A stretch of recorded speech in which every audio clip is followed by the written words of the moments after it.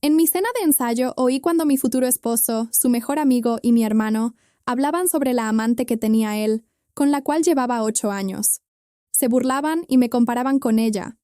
Pero claro, de mí solo decían cosas horribles. Pero si creían que iba a llorar y suplicar, no sabían lo que les esperaba. El sonido de las copas chocando todavía me retumba en los oídos. La terraza del Hotel Fontainebleau brillaba con esa luz artificial que intenta imitar la luna. Todo era perfecto, la música, las flores, la lista de invitados cuidadosamente elegida. Esa noche debía ser el ensayo de una boda millonaria, una celebración que uniría dos de las familias más influyentes de Miami, los Ríos y los Vidal. Yo, Isabela Ríos, heredera de un imperio inmobiliario y accionista mayoritaria de la empresa que lleva el nombre de mi padre, debía convertirme en la esposa de el amor de mi vida, Marco Vidal, un hombre hermoso, amoroso, atento, empresario carismático y astuto. O eso creía. Lo recuerdo todo con una claridad cruel. Yo me levanté de la mesa principal para tomar aire. Caminé por el jardín hacia la fuente de mármol, donde el sonido del agua me aislaba del murmullo de los invitados. Fue entonces cuando los escuché. A unos metros, mi prometido, el hombre al que había confiado mi futuro, reía junto a Daniel Peña, su mejor amigo y socio, y mi hermano Sergio Ríos. Estaban relajados, con las chaquetas abiertas, el vino tinto en las manos y la arrogancia de los que se creen impunes. 8 años y sigue sin darse cuenta, dijo Marco con ese tono de superioridad que yo nunca le había oído. Si fuera menos ingenua, esto habría explotado hace tiempo. Tienes suerte, hermano, respondió Daniel. Catalina es sexy, es un fuego. No cualquiera puede llevar 2 vidas tanto tiempo sin dejar rastro. Catalina. Ese nombre me atravesó como una bala. Sergio rió. No hables tan alto, idiota. Si mi hermana los escucha, se acaba la fiesta. ¿Tu hermana? Dijo Marco con burla. ¿Esa momia frígida que presume de ser Ríos y ni siquiera sabe lo que es el deseo? No, por favor. Si me caso es por los negocios, no por pasión. Los tres estallaron en carcajadas. De mí solo decían cosas horribles. Que era fría, que nunca me veía linda, que era altiva, que no sabía divertirme, que todo en mí olía a control y dinero. Sentí el corazón golpearme en el pecho. Catalina, mi hermanastra, hija de María Elena, la segunda esposa de mi padre. La niña que creció a mi lado. La que jugaba conmigo en la piscina de Palm Island. La que mi padre presentó como una bendición para esta familia. Y ahora, la amante de mi prometido. En ese instante, todo lo que alguna vez fue amor se volvió cálculo. No lloré. No grité. Sonreí. Brindé frente a ellos cuando regresé a la mesa, fingiendo que no había escuchado nada. Porque comprendí que una mujer que se deja destruir por la ira pierde el poder, pero una que espera, una que finge, una que planea, puede reducir imperios enteros con una sonrisa. Esa noche no dormí. Miré el techo de mi habitación en Coral Gables y recordé cada palabra, cada carcajada, cada gesto. Y juré que, si habían jugado conmigo durante 8 años, yo iba a jugar con ellos los próximos 20. Pero no desde el dolor, sino desde el control. El reloj marcaba las 3:30 cuando la oscuridad de la habitación me obligó a abrir los ojos. El mar golpeaba la orilla de Brickell como una respiración impaciente. Marco dormía a mi lado, la mandíbula relajada, la frente sin arrugas. A su lado, el móvil brillaba sobre la mesita, ingenuo, confiado. Me levanté sin hacer ruido. La casa olía a perfume caro y crema nocturna. Tomé su teléfono del buró con la misma calma que usa quien ha aprendido a no asustar a las piezas en el tablero. La pantalla se encendió con un pulso mínimo y la galería me mostró lo que ya había imaginado. Fotos, mensajes, una evidencia que no admite interpretación. Había imágenes de ellos en habitaciones de hotel, sonrisas cómplices, manos que se buscaban en la oscuridad. Mensajes en los que se llamaban mi verdad, mi refugio, mi única. Y una foto que me heló. Catalina con ese colgante que mi madrastra solía llevar, apoyada contra su pecho como si el mundo les perteneciera. Guardé las imágenes en mi propio correo. Las reenvié a mi cuenta privada, como quien guarda balas en un cargador. No derramé una lágrima. Lo que sentí fue una transformación. El dolor se volvió cálculo y la furia, una herramienta fina. Apoyé el teléfono en la mesa y volví a la cama. Él respiraba tranquilo, sin saber que su traición ya tenía nombre y apellido, ni que yo ya había convertido la rabia en estrategia. Me acerqué con pasos lentos, con la seguridad de quien ha elegido su máscara más eficaz, la ternura fingida. Me tumbé a su lado, me apoyé en el borde de la cama, y lo miré hasta que sus ojos, aún pesados por el sueño, se abrieron como dos ventanas sorprendidas. «¿Qué pasa?», murmuró somnoliento. Respondí con una voz baja, casi un susurro. «Nada, solo quería estar contigo». Lo que vino no fue violencia ni humillación, fue control absoluto. Me moví con intención, como quien escribe la última línea de un documento que ha costado meses. Lo besé de un modo distinto, sin prisa, anclando cada caricia a la certeza de que era dueña del momento. Mis manos aprendieron el mapa de su cuerpo en silencio, rozando memorias y dejando señales que no podrían borrar.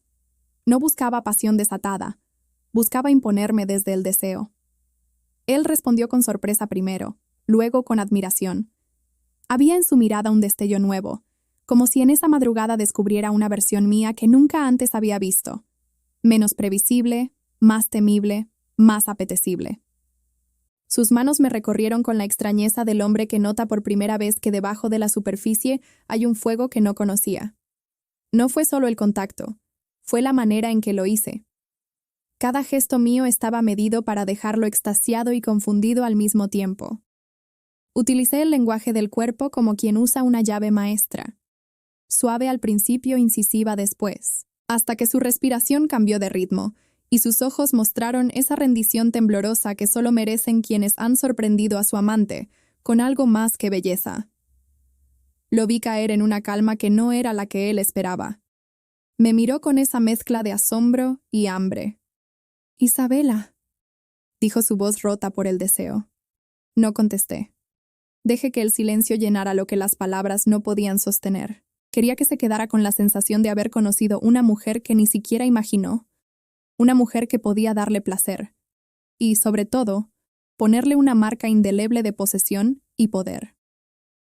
Cuando terminamos, o mejor dicho, cuando él quedó suspendido entre la confusión y el placer, lo abracé con lo mínimo, nada de palabras que pudieran sonar a ruego ni disculpas que suavicen la traición. Él se quedó con los ojos cerrados y una sonrisa de quien ha recibido algo magnífico sin comprender su precio. Me dormí con la certeza de que le había mostrado un rostro mío que le atraería y lo volvería vulnerable. Le había dado una noche que lo haría desear repetirla, y sin saberlo le había atado una cadena de recuerdos a mi nombre.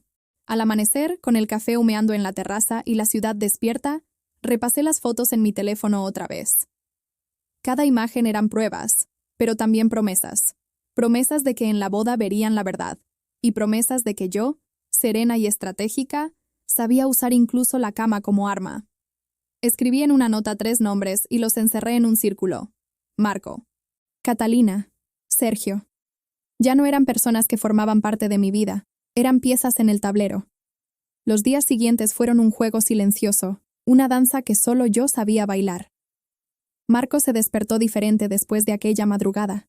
Lo noté en su forma de mirarme, más lenta, más analítica, más deseosa. Parecía confundido. Era como si de repente hubiera descubierto que la mujer que dormía junto a él no era la misma que había tenido por años. Y no lo era. Comencé a transformarme. No físicamente, eso ya lo tenía bajo control, sino en la manera en que me movía, en cómo hablaba, en cómo respiraba. Mis silencios pesaban más que sus palabras. Dejé de buscarlo. Y eso lo descolocó. Si antes él se sentía dueño de mi atención, ahora era él quien buscaba mis ojos, quien me seguía por la casa, quien encontraba pretextos para tocarme. Era curioso verlo así. Inquieto, impaciente, casi adolescente. Intentaba provocarme con gestos que antes me habrían hecho reír. Una mañana me alcanzó en la cocina mientras yo servía café. «Isabela», murmuró apoyándose a mi lado. No lo miré. «¿Qué quieres, Marco?», pregunté, con la voz tan suave que parecía un reto. Él sonrió, intentando leerme. «Tú». Fue todo lo que dijo. Me besó, y por unos segundos dejé que lo hiciera. No porque lo deseara, sino porque quería verlo rendirse. Su cuerpo buscaba el mío con ansiedad, como si aquella noche aún lo atormentara. Pero esta vez, cuando el deseo se volvió torpe, lo aparté con calma. Tengo una reunión, dije caminando hacia la puerta. Lo dejé allí, confundido, con la respiración entrecortada y el ego hecho trizas. Así empecé a manejarlo. Le daba un poco y luego se lo quitaba todo. Jugaba con sus expectativas como él había jugado con mi confianza. Y cada vez que lo hacía, su mirada cambiaba. Ya no era la del hombre que controlaba, sino la del que rogaba. Nunca imaginó que su amante fría y sin pasión sabría manejarlo como un titiritero. Catalina lo notó. Oh, sí, lo notó. Las mujeres como ella pueden oler cuando su poder se desvanece. Empezó a llamarlo con más frecuencia, a escribirle mensajes cada vez más insistentes. Pero Marco ya no respondía igual. Su deseo se había vuelto un arma que yo manejaba. Y Catalina, acostumbrada a hacer su escape, empezó a sentirse desplazada. Una tarde, la encontré en el club familiar.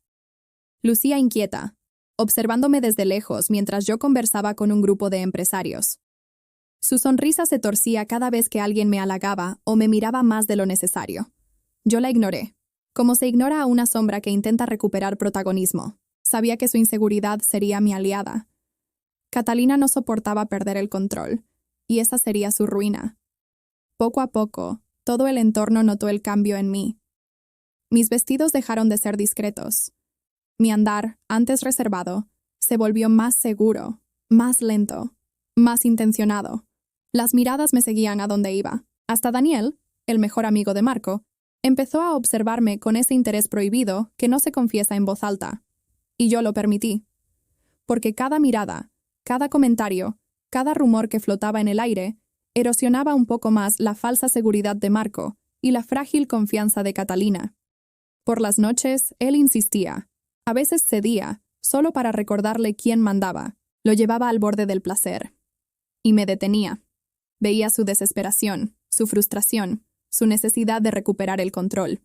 Y cada vez que me pedía que no lo dejara así, sonreía. Ahora sabes lo que es no tener poder, Marco.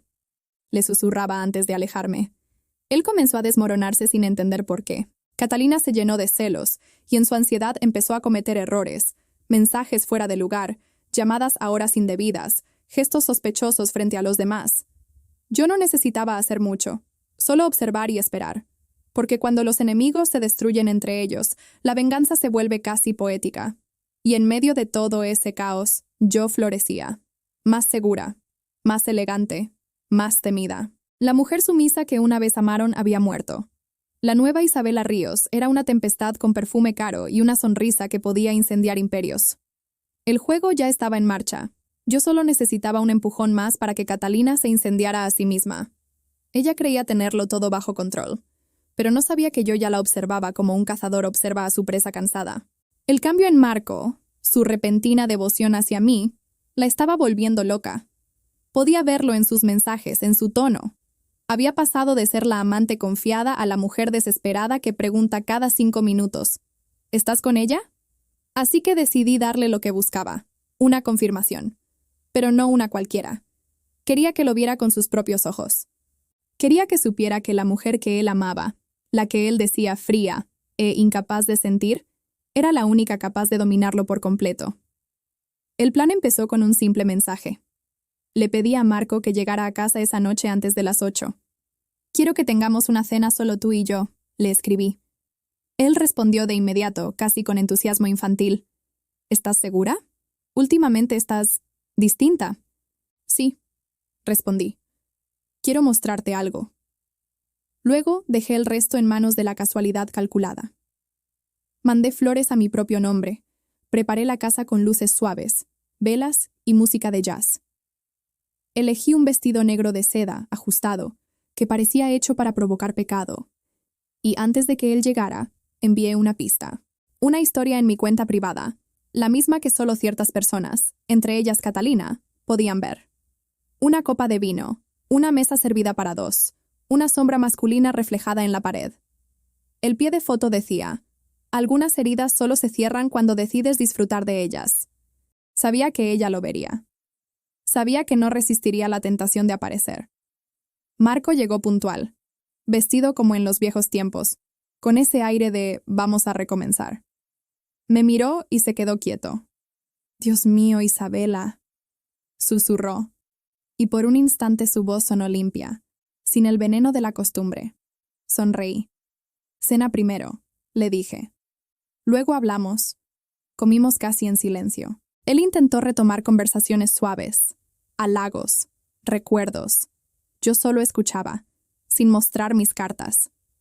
Y cuando los platos quedaron vacíos y el vino terminó, me acerqué a él sin decir una palabra. Puse mis manos en su cuello y lo besé. Lento, con la intención precisa de quien da una orden disfrazada de caricia. El deseo lo tomó por sorpresa, otra vez. Su respiración se aceleró, sus manos buscaron las mías, y el ambiente se volvió un campo eléctrico.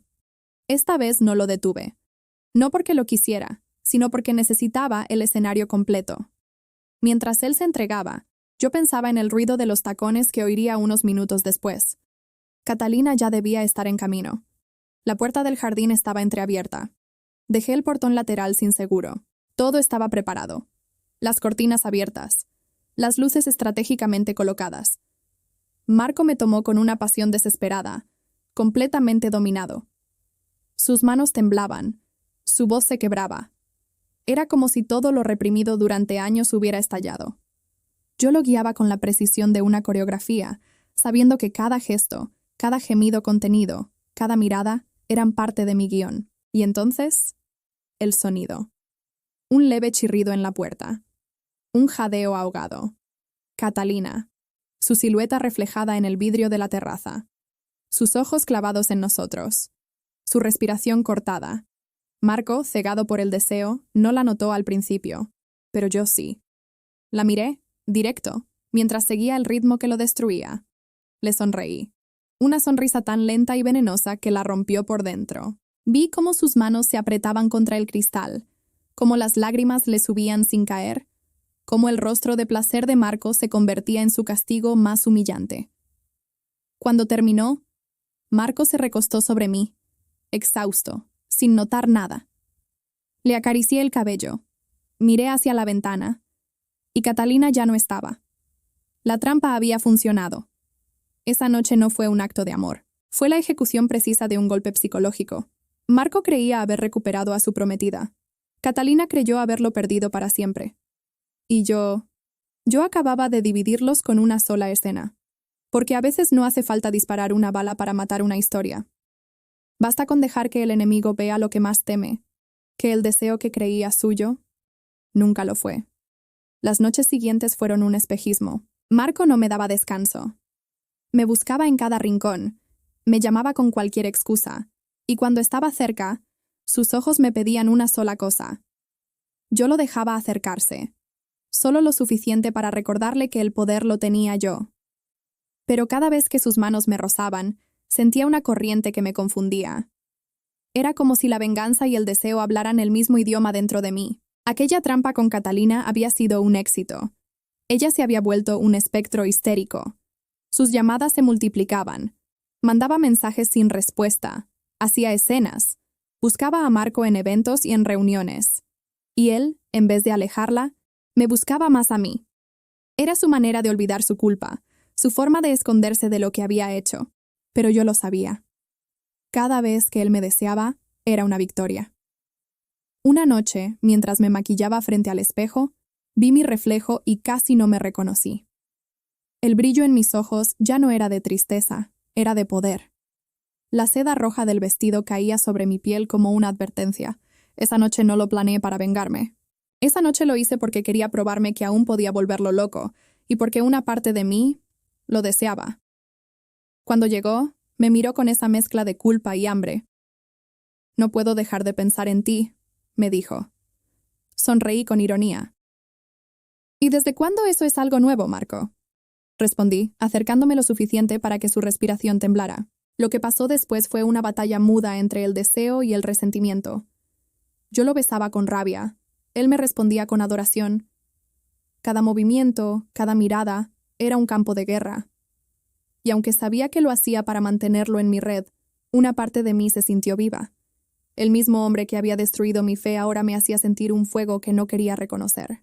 Por primera vez desde que descubrí la traición, titubeé.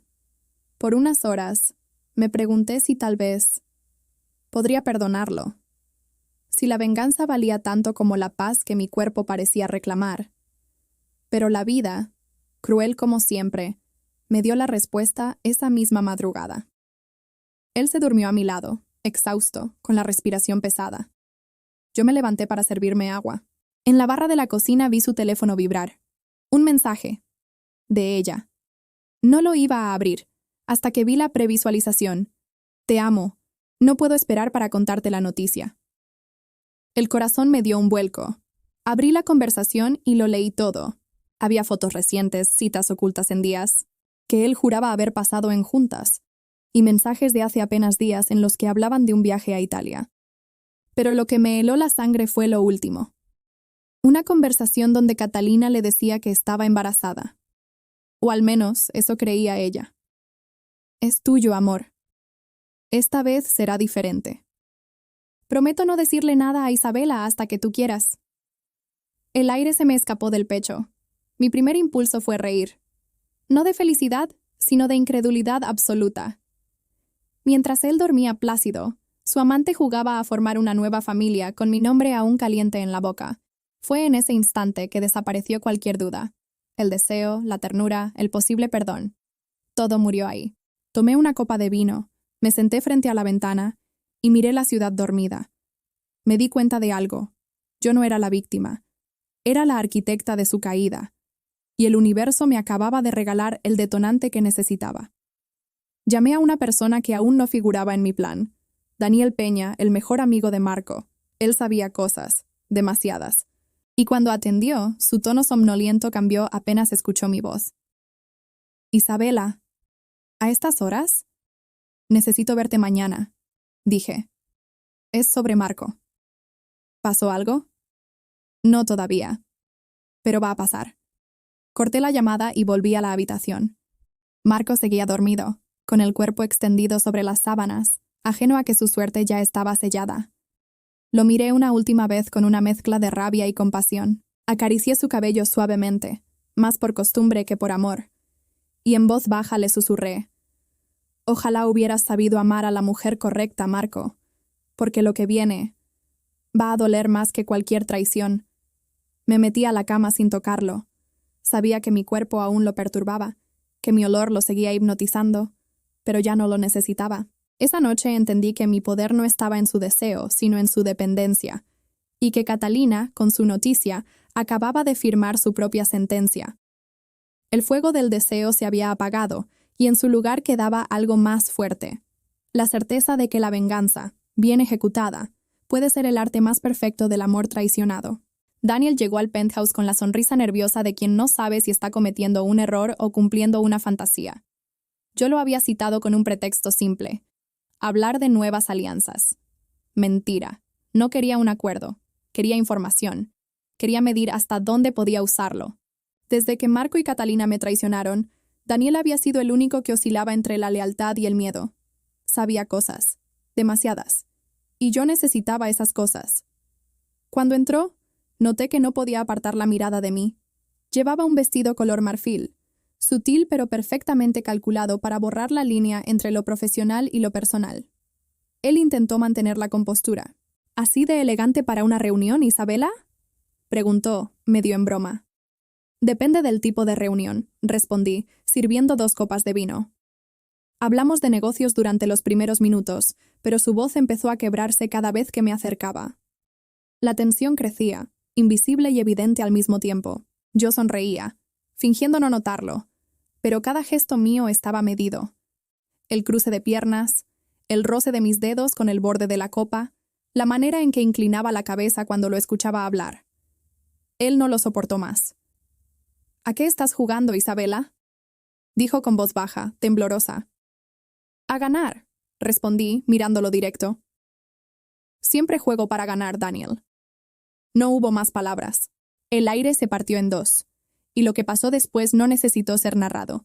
Se entendía con un silencio, con la copa cayendo despacio al suelo, con las cortinas cerrándose a medias mientras la ciudad seguía viva allá afuera.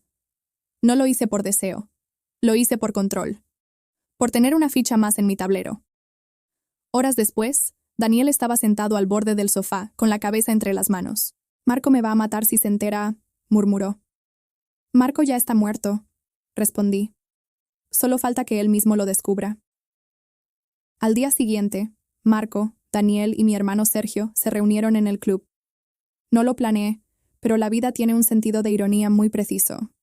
Yo llegué más tarde, por casualidad, y los escuché antes de entrar.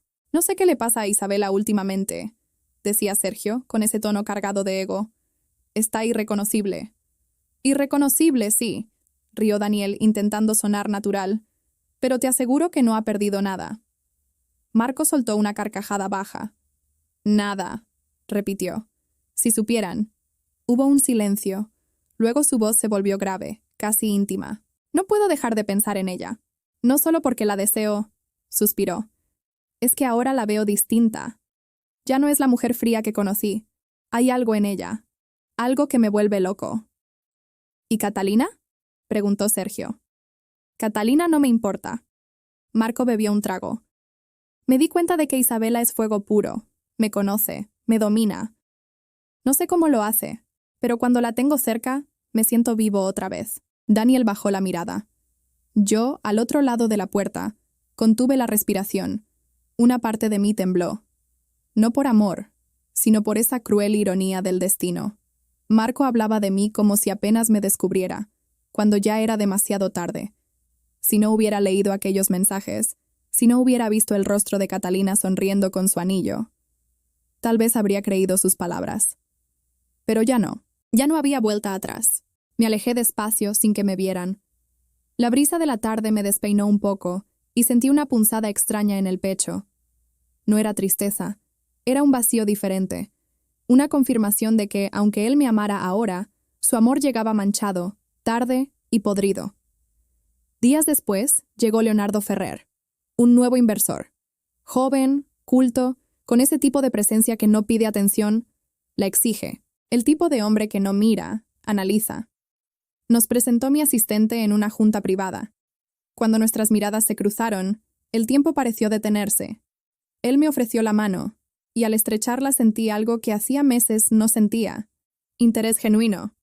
No el deseo disfrazado de costumbre, sino curiosidad, admiración. Durante la presentación, nuestras manos se rozaron más de una vez al pasar documentos. Una corriente ligera, casi imperceptible, nos atravesó. Yo fingí indiferencia, pero noté que Marco, sentado frente a nosotros, tensó la mandíbula. Leonardo hablaba con naturalidad, sin servilismo, mirándome directo a los ojos. Su voz era calmada, firme, con ese acento madrileño que hacía que cada palabra sonara como una promesa. «Debo admitir algo, Isabela», dijo mientras revisábamos cifras. «Me impresiona su visión, no solo la empresarial, también la forma en que maneja el silencio. No muchos saben hacerlo». «El silencio dice más que las palabras», respondí, apenas sonriendo. Marco lo observaba todo, enmudecido, tratando de fingir serenidad. Pero su mirada era un océano de celos. Cada vez que Leonardo se acercaba a explicarme algo, Marco se tensaba más. Cada vez que nuestras miradas se cruzaban, yo sonreía un poco más. Sabía que lo estaba destruyendo y que él lo sabía también. Y aunque había algo en Leonardo que me atraía de verdad, su calma, su seguridad, su manera de verme sin miedo, mi mente seguía centrada en el objetivo. Esa noche, al llegar a casa, Marco me enfrentó. «¿Quién diablos es ese tipo?», me gritó, perdiendo por primera vez el control. Lo miré sin inmutarme. «Un hombre que sabe mirar sin mentir. Algo que tú olvidaste hace mucho». No lo dije con rabia, sino con la serenidad que precede a la tormenta, porque él ya no era mi pareja, era mi espectador, y yo, la protagonista de la obra que él mismo había empezado a escribir con sus traiciones. Mientras él se iba dando cuenta de lo que estaba perdiendo, yo comenzaba a entender lo que había ganado: libertad.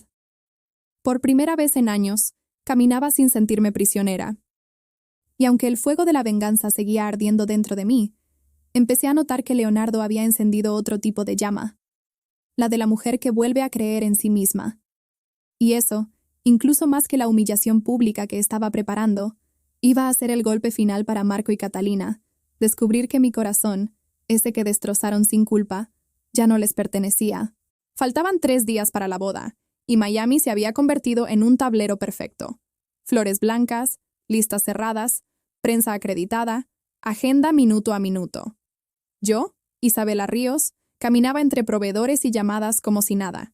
La prometida ejemplar, la directora impecable, la hija que mantiene el apellido planchado. Por dentro era otra cosa, un metrónomo de calma que medía la distancia exacta entre la máscara y el golpe. Marco vivía en un limbo extraño. Desde aquella madrugada en la que lo desarmé con control, no pudo volver a ser el mismo. Me buscaba con pretextos de logística, se quedaba después de las reuniones, encontraba excusas para rozarme la mano al firmar. Yo lo dejaba ocurrir, a medias. Sonreía, asentía, daba un paso y retiraba 2. Que deseara lo que no podía tener era parte del plan. Catalina, en cambio, no tenía paz. No sospechaba qué pasaría, pero sabía que algo se movía bajo sus pies. La noté en el club, con ojeras disfrazadas de corrector, fingiendo normalidad. Sergio la evitaba. Daniel se mostraba más leal a Marco de lo habitual. El triángulo que antes se creía invencible ahora sudaba nervios sin nombre. Yo no dejé que ninguno leyera mi coreografía. Hice lo que hacen los tiburones cuando quieren acercarse sin asustar al mar. Nadar lento. Acepté fotos para una revista. Confirmé la lista de 300 invitados. Aprobé iluminación, audio, catering. A Leonardo Ferrer lo mantuve cerca, como inversor y testigo. Su presencia me resultaba peligrosa en el buen sentido. Me miraba como si yo fuese una decisión acertada. En la sala de juntas, nuestras manos se rozaron al pasar un contrato. Retiré la mía sin brusquedad, pero vi el destello en sus ojos. Me gustaba ese destello. Y no dejé que se notara. Esa tarde, reunión final con producción del evento. Marco entró con la camisa abierta del cuello, esa fragancia que alguna vez asocié con promesas. Se sentó frente a mí y trató de parecer dueño del espacio. ¿Todo listo, Isa?, preguntó con una naturalidad ensayada. Todo, respondí, firme, sin calidez ni frialdad.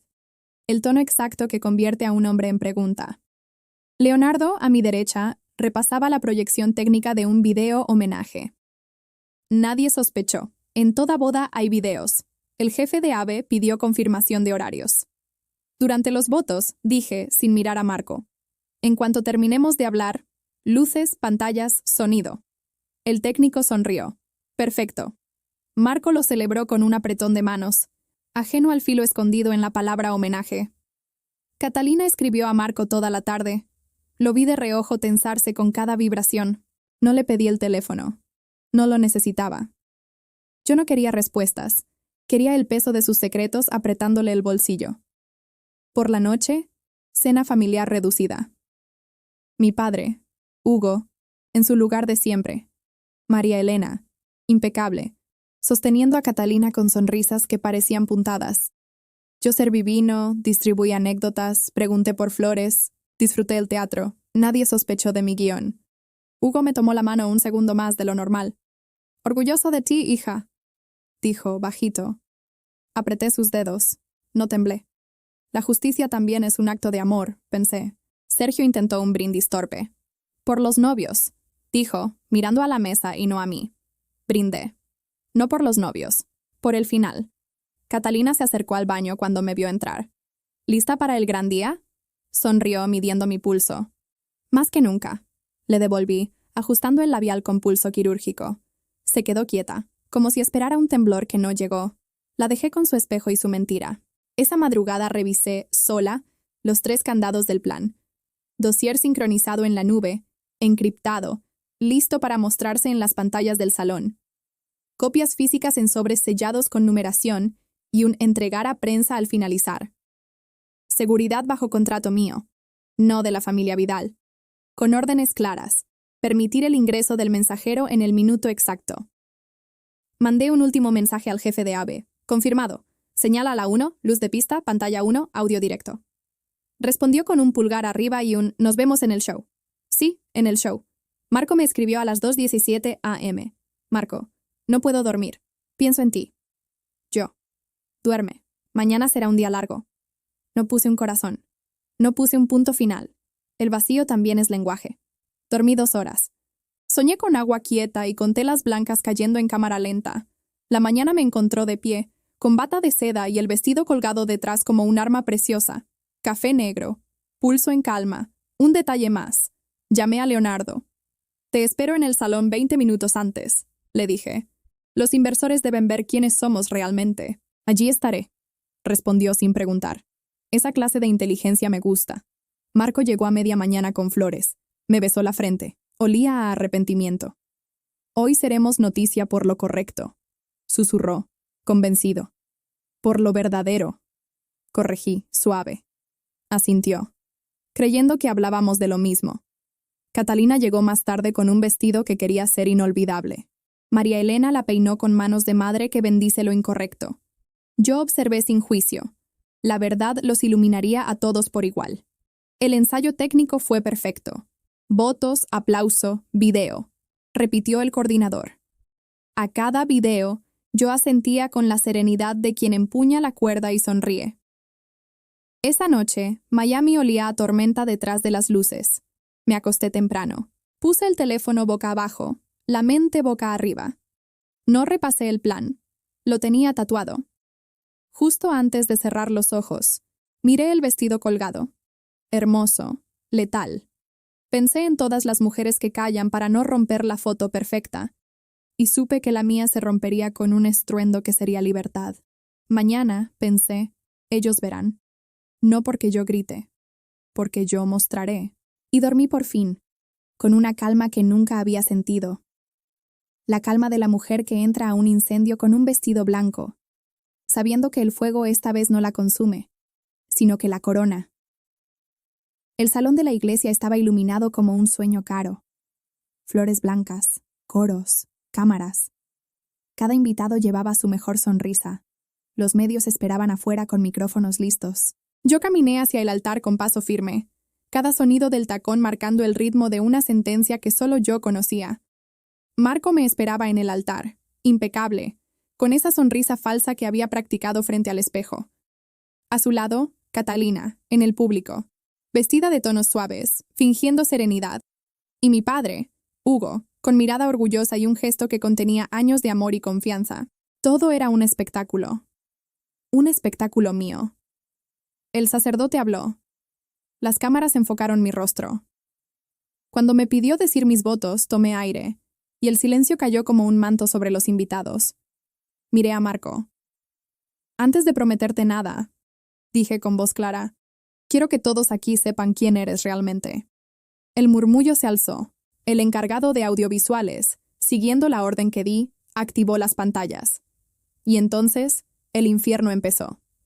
Las imágenes se proyectaron en tamaño gigante. Fotos de Marco y Catalina abrazados, riendo, besándose. Mensajes con fechas, transferencias, hoteles y la frase que Catalina había escrito. Esta vez será diferente. Te amo. Estoy embarazada. Los invitados se quedaron petrificados. El sonido del mar de murmullos creció como una ola que arrasaba con todo. Marco se giró hacia mí, pálido, sin voz. Catalina se levantó gritando desde el fondo del salón. Eso es mentira. Lo estás manipulando todo. Te lo inventaste. Mi padre se puso de pie, la cara roja de furia. ¿Qué significa esto, Marco? Rugió. Marco intentó hablar, pero las palabras se le ahogaban. Yo... puedo explicarlo. Hugo no lo dejó terminar. Su mano cruzó el aire con la fuerza de una vida entera de decepciones. ¡Paf! El golpe resonó en toda la iglesia. Marco tambaleó, sujetándose la mejilla. Te abrí las puertas de mi casa. Te traté como a un hijo, gritó mi padre. Y me pagas traicionando a mi hija con esa mujer. María Elena intentó interceder, sujetando el brazo de Hugo. ¡Basta! ¡No hables así de mi hija! Catalina no es la única culpable. Hugo se giró hacia ella, su voz quebrada por el dolor. ¿Tú lo sabías? ¿Desde cuándo, María Elena? ¿Desde cuándo cubres sus pecados? El silencio que siguió fue peor que los gritos. María Elena bajó la mirada. Catalina, desesperada, avanzó hasta el centro del pasillo. «Sí, estoy embarazada», gritó histérica. «Y Marco me ama a mí, no a ella. Nunca la amó». El público se levantó de sus asientos. Los flashes explotaron. Yo respiré hondo, tranquila. «Perfecto», dije, avanzando hacia la salida. Al menos ahora todos saben con quién me iba a casar. Comencé a caminar entre los invitados, dejando tras de mí un rastro de murmullos y asombro. Catalina corrió tras de mí, fuera de sí. «¡No te atrevas a darme la espalda! ¡Eres una hipócrita! Siempre te creíste mejor que yo». Me detuve en la puerta. Giré despacio. Nuestros ojos se encontraron, y supe que ese era el momento final. «No me creí mejor, Catalina», susurré. «Solo aprendí a no ser como tú». Ella intentó abofetearme, pero fui más rápida. Mi mano cruzó el aire con la misma frialdad que la de mi padre minutos antes. El sonido del golpe se mezcló con el clic de las cámaras. Su rostro se torció entre ira y humillación. «Quédate con tu mentira», le dije al oído. «Vas a necesitarla cuando todos descubran que ni siquiera sabes quién te dejó embarazada». Marco intentó alcanzarme, suplicante. «Isabela, por favor, déjame explicarte, te lo ruego». No me detuve. Los flashes iluminaron su rostro destruido, su traje blanco manchado por el sudor del miedo. Leonardo estaba afuera, esperándome junto al auto. Abrió la puerta en silencio. «¿Lista?», preguntó. «Más que nunca», respondí, subiendo sin mirar atrás. Los días siguientes fueron un huracán mediático. Portadas, titulares, especulaciones. Boda millonaria termina en escándalo de infidelidad. La amante confiesa embarazo, el padre golpea al novio. Pero la verdad, como siempre, llegó sola. El supuesto embarazo era falso. Una mentira desesperada de Catalina para retener a un hombre que ya no la quería. Los médicos lo confirmaron, la prensa lo multiplicó, y ella desapareció del mapa, arrastrando su vergüenza. Marco, en cambio, se volvió un fantasma de sí mismo. Intentó buscarme, llamarme, escribir. Nada. Hasta que un día se cruzó con Daniel y supo, por boca de un rumor que no tardó en confirmarse, que yo había usado a su mejor amigo para obtener información. El golpe fue instantáneo. Marco lo confrontó en público y lo derribó de un solo puñetazo. Pero ya no importaba. La traición había cambiado de dueño. Yo, en cambio, seguí con mi vida. Volví a la empresa, retomé mi apellido, mis decisiones, mi poder. Ya no necesitaba justificarme. Leonardo se mantuvo cerca, sin exigirme nada, observando con el respeto de quien sabe que algunas guerras dejan cicatrices que también son coronas. A veces, cuando miro el mar desde mi penthouse, pienso en esa iglesia, en los aplausos que nunca sonaron, en las flores que se marchitaron sin boda. Y sonrío, porque al final, no gané por destruirlos. Gané por sobrevivirlos. Marco se quedó con el arrepentimiento, Catalina con el silencio, y yo con la verdad. La verdad de que una mujer herida puede perderlo todo, menos la dignidad de elegir su propio final. Y el mío, por fin, fue libre.